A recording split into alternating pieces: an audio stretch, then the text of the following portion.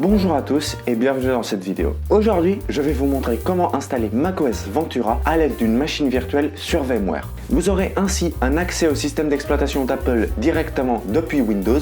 Vous pourrez ainsi vous connecter avec votre compte Apple et profiter de certaines applications Apple qui ne sont pas disponibles sur Windows. Il y a tout de même une dernière chose que je veux préciser avant de commencer. Ici, on va installer macOS sur une machine virtuelle. Il se peut donc que les performances ne soient pas au rendez-vous et que vous ne pourrez pas utiliser de logiciels qui nécessitent beaucoup de ressources, notamment graphiques. Je tiens également à remercier la chaîne Tech de Tech, sur laquelle il m'arrive de m'inspirer pour mes vidéos. C'est tout pour cette longue introduction, passons tout de suite aux prérequis.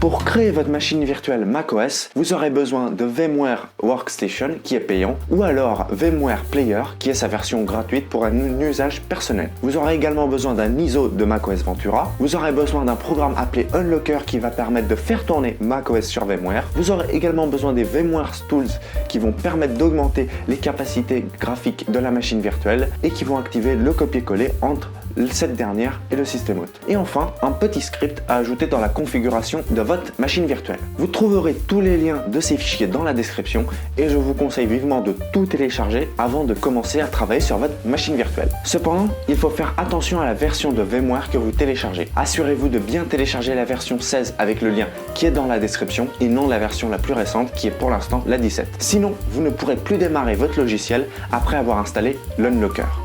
Donc dans la description, vous aurez un lien pour télécharger VMware, c'est donc un fichier zip, il faudra ensuite décompresser et l'installer. Je vous conseille ensuite d'ouvrir VMware, de vous rendre justement dans la partie Help et de cliquer sur Software Update. Normalement, si vous cliquez sur Check for Update, on va vous proposer une mise à jour vers la version 17. Comme ici, ce n'est pas ce qui nous intéresse. On va faire Cancel et normalement, là elle ne s'affiche pas, mais normalement vous aurez également une mise à jour vers une version supérieure de VMware Workstation 16. Il suffit justement de faire la mise à jour, de cliquer sur Suivant, sur Installer, d'accepter et d'attendre que l'installateur finisse son installation. Il vous faudra ensuite également télécharger un fichier ISO de macOS Ventura.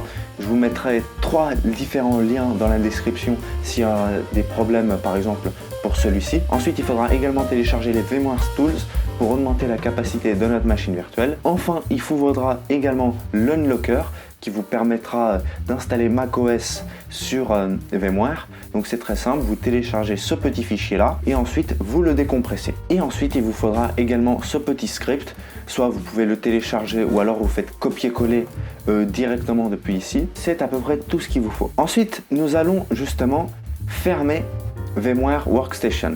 Hop. Ensuite, vous vous rendez là où vous avez téléchargé votre Unlocker. Vu que c'est un fichier zip, vous faites clic droit et vous le décompressez. Ensuite, vous l'ouvrez et ici, vous allez justement exécuter unlocker.exe. Ici, normalement, ça va vous détecter l'endroit où est installé VMware. Download Tools doit bien être coché. Et ensuite, on va cliquer sur Patch. Donc là, c'est une étape qui peut être assez lente et qui justement dépend de votre connexion Internet.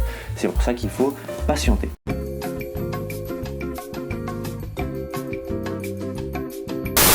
Donc, on voit ici que notre patch a bien été installé. Donc ici, on va faire OK.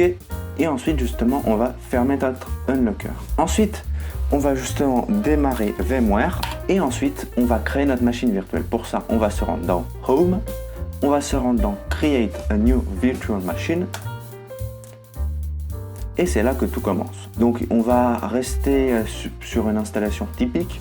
On va cliquer sur Suivant. Ensuite, on va choisir I will install the operating system later. On va cliquer sur Suivant. Et ensuite, ici, vous allez venir cliquer sur Apple. Une fois que c'est cliqué dans la version, vous allez prendre la version la plus récente. Il se peut que pour vous, la version la plus récente soit la 12 ou la 11, mais dans tous les cas, prenez la version la plus récente. Cela garantira la meilleure compatibilité avec votre machine virtuelle. On va ensuite cliquer sur Suivant. Moi, je vais du coup lui laisser ce nom-là. Je vais cliquer sur Suivant. Ici, on va choisir la taille qu'on va lui attribuer pour son disque dur. Donc moi, je vais rester sur 80 Go puisque c'est la taille recommandée. Et il faut justement que votre machine virtuelle ait assez de place pour pouvoir fonctionner correctement. Je vais stocker son disque virtuel comme un seul fichier et je vais cliquer sur Suivant.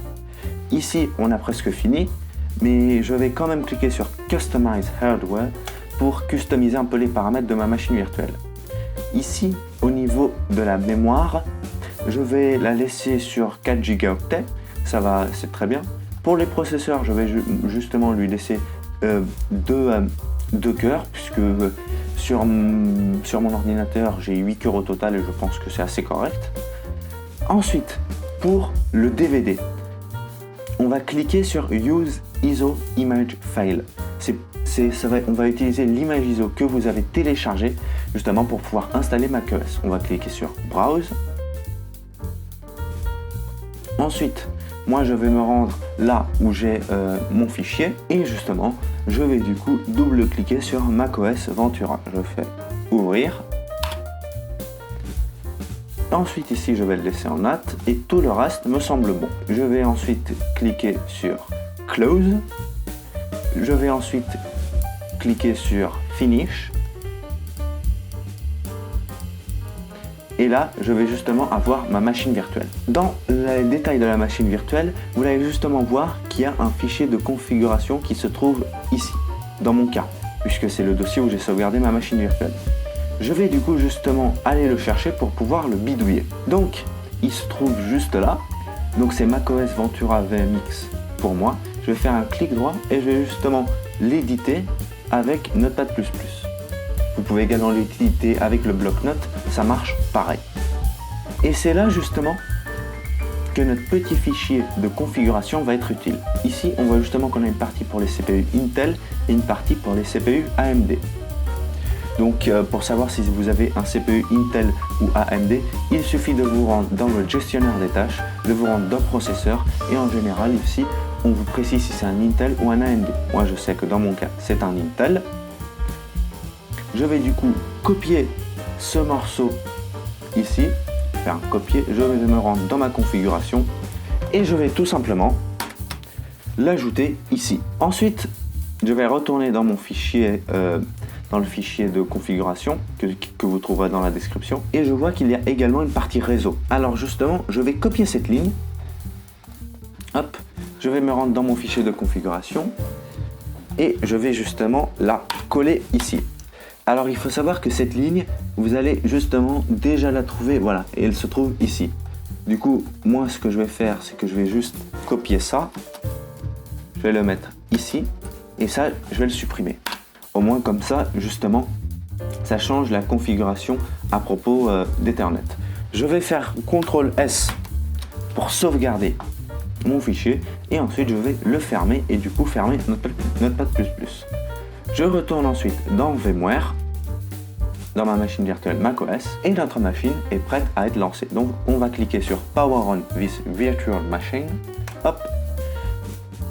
Donc là il faut patienter. Et là je vais vous montrer comment installer macOS. Il faut savoir que l'installation peut être longue, qu'elle peut prendre de 20 minutes jusqu'à 50 minutes selon la performance de votre ordinateur. Et du coup il faut être extrêmement patient pour cette étape. A few moments later. Où on va arriver ici sur une page où on va nous demander de choisir notre langue.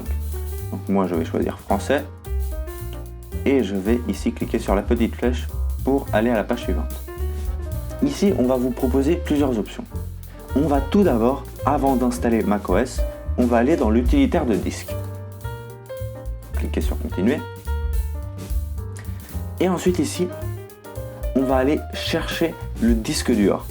Donc vous voyez bien que c'est le disque dur de notre machine virtuelle. Pour l'instant il est vide puisqu'on l'a démarré à partir de notre fichier ISO. Alors justement ce fichier, on va justement l'effacer. On va cliquer sur effacer. Ici vous pouvez lui donner un nom, moi je vais l'appeler macOS. Ah zut, voilà, macOS. Et je vais justement cliquer sur effacer. Voilà. On va patienter. Cette opération va prendre quelques secondes et on va ensuite cliquer sur OK. Je vais ensuite pouvoir fermer l'utilitaire de disque et je vais pouvoir directement cliquer sur installer macOS Ventura. Je clique sur continuer. Je clique encore sur continuer. Donc là c'est justement une étape qui peut prendre un certain temps. Ici je vais venir cliquer sur accepter et je vais encore cliquer sur accepter. Ensuite justement, je vais lui dire d'installer macOS sur ce disque dur. C'est justement celui que j'ai effacé. Je vais cliquer sur continuer. Et ensuite, c'est là que l'installation va réellement commencer. Donc comme je vous l'ai dit, c'est une étape un peu longue et il faut justement être patient. One eternity later. Donc notre installation est presque terminée. Il va donc ici falloir choisir un pays ou une région. Donc on va aller chercher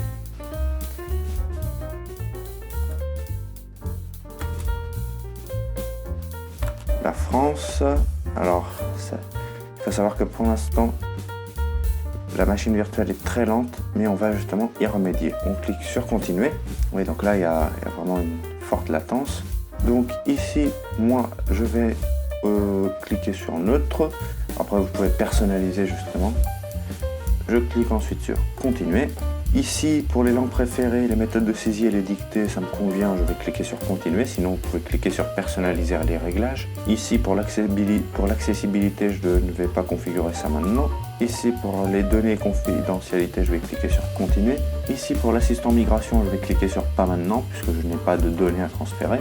Ensuite, je n'ai personnellement pas d'identifiant d'Apple, donc je vais cliquer sur configurer plus tard. Et ici, je vais justement cliquer sur ignorer, comme quoi je ne veux vraiment pas me connecter avec un identifiant Apple. Ici, je vais cliquer sur accepter pour du coup accepter les conditions générales. Je vais du coup encore cliquer sur accepter. Et ensuite, je vais justement me créer un compte. Ensuite, je vais cliquer sur continuer. Donc, on va attendre que le système crée notre compte. 2000 years later. Ici, moi personnellement, je ne souhaite pas activer le service de localisation. Donc je vais cliquer sur continuer sans cocher. Ensuite, je vais cliquer sur ne pas utiliser. Ici, en fuseau horaire, personnellement, je vais sélectionner Paris. Voilà, puisque c'est le fuseau horaire sur lequel je me cale. Je clique sur continuer. Ici, moi personnellement, je ne souhaite pas partager mon analyse avec Apple. Du coup, je vais décocher ça. Et ensuite, je vais cliquer sur continuer.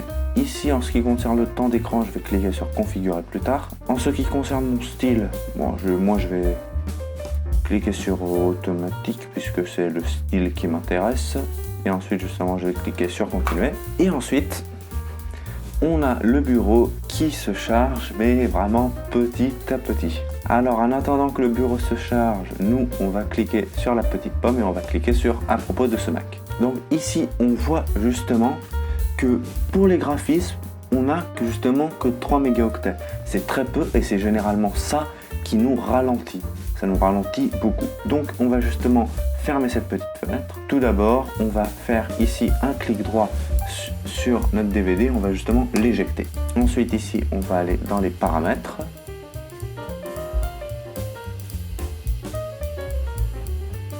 Et pour notre ISO, on va justement changer d'image ISO.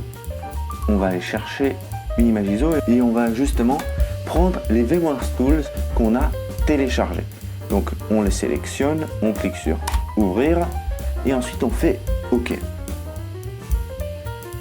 Ensuite il faut patienter, vous avez les VMworks Tools qui vont arriver et normalement vous allez avoir cette fenêtre qui va s'afficher. Donc évidemment on va cliquer sur installation de VMworks Tools. Il faut même double-cliquer je crois. Et ensuite c'est un programme d'installation normal. On clique sur continuer, on clique sur installer et on patiente. Ensuite on va vous demander de mettre votre mot de passe. On va patienter. Et attention, ici on a programme d'installation souhaite administrer votre ordinateur. Pour ça, ici pour ce pop-up là on va cliquer sur ouvrir réglage système. Ensuite dans les réglages système on va descendre tout en bas. Ça on va le déplacer. Voilà, le chargement du logiciel système du développeur VMware Inc. a été bloqué. Donc justement là il faut cliquer sur autoriser. Donc on va remettre notre mot de passe. Ici on va cliquer sur plus tard et ensuite ici on va justement cliquer sur OK. Ça on va fermer et ensuite on va attendre justement que l'installation se termine. Ici on va encore ouvrir les réglages système et ici on va encore cliquer sur autoriser. On va remettre notre mot de passe et on va cliquer sur plus tard pour redémarrer plus tard. On referme les paramètres et ici on nous dit que l'installation a échoué. Attention, en réalité l'installation s'est bien terminée, sauf que juste le programme d'installation nous dit qu'il a échoué, je ne sais pas pourquoi. Donc justement ici on va cliquer sur fermer. Ici on va fermer ça et on va justement aller sur notre petite pomme et redémarrer notre ordinateur. Et on va justement cliquer sur redémarrer.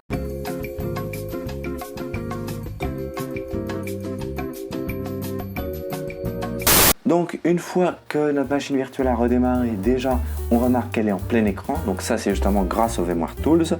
Ici je vais taper mon mot de passe pour ouvrir ma session. Et ensuite quand je vais sur ma petite pomme et que je clique sur à propos de ce Mac, on voit bien justement qu'on a maintenant 128 mégaoctets pour le graphisme. Alors c'est toujours très peu, ça peut être très insuffisant, mais c'est toujours mieux que rien. Et du coup ici vous avez justement une machine virtuelle macOS entièrement fonctionnelle.